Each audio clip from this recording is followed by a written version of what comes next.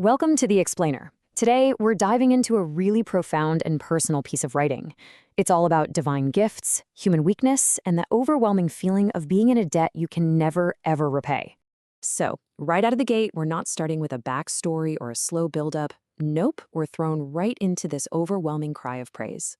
It immediately drops us into the author's intense spiritual world, a place defined by this incredibly powerful and intimate connection she has with the divine. Now, to really get the spiritual crisis that's at the heart of this text, we first have to understand the foundation of her life, and she describes it as one that was just filled with an incredible amount of divine favor, right from when she was a little kid.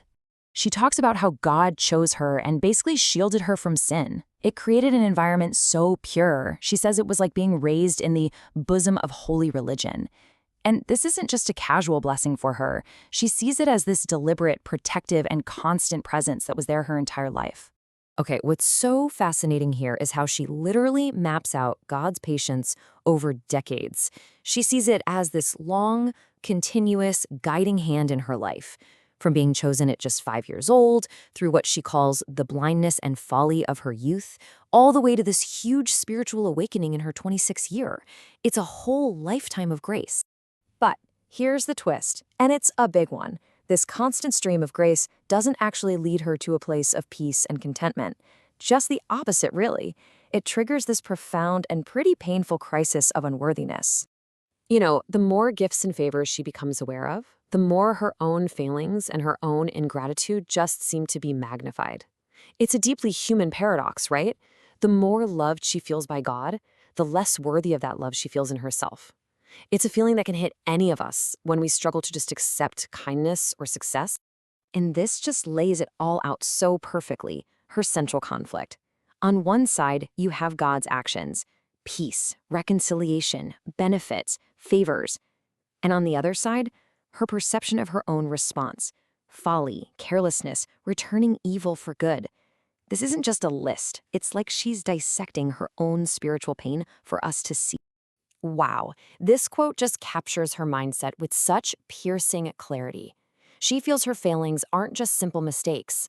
When you put them right next to the splendor of divine love, they become this profound betrayal, a deep blackness made even darker by the brilliant light all around it. So she's completely crushed by this spiritual debt that she knows deep down she can never repay on her own. And right there, in that moment of crisis, she discovers this totally radical solution, one that lies completely outside of herself. The author has this crucial realization. She is, in her words, altogether incapable of producing worthy fruits of penance. She just can't do enough good deeds, say enough prayers, or be perfect enough to pay back the debt of praise and gratitude she feels she owes. It's a huge moment of accepting her own limitations. And this is where her thinking does a complete 180. She stops trying to pay her debt with her own imperfect actions. Instead, she offers the perfect life and suffering of Christ as the payment. For every stage of her flawed life, she offers a corresponding stage of Christ's perfect one. It's a brilliant idea, really. This becomes the absolute turning point in her spiritual journey. The focus shifts entirely away from her own failure and on to the power of divine mercy. It's a complete reframing of her spiritual world, a move from trying to earn grace to learning how to simply accept it. This new understanding doesn't just solve her crisis, it actually unlocks an even deeper level of mystical experience for her. And these are not material gifts or external blessings, not at all.